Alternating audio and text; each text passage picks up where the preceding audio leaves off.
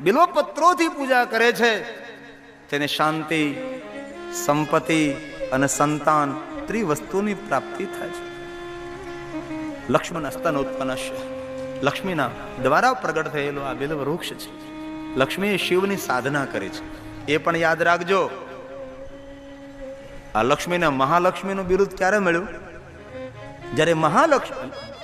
જ્યારે લક્ષ્મીજીએ શિવ સાધના કરી. કોના કહેવાથી? નારદના કહેવાથી.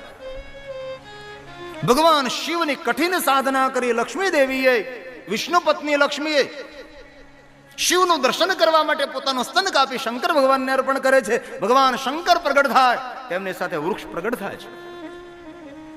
અને ભગવાન શંકર પોતાના મુખ દ્વારા લક્ષ્મીજીને કહે છે કે લક્ષ્મી, તમારી સાધના દ્વારા આ વૃક્ષ પ્રગટ થયું છે. આ વૃક્ષનું નામ બિલ્વ વૃક્ષ રહે છે. આ વૃક્ષનું બીજું નામ શ્રી વૃક્ષ રહે છે. આને જે ફળ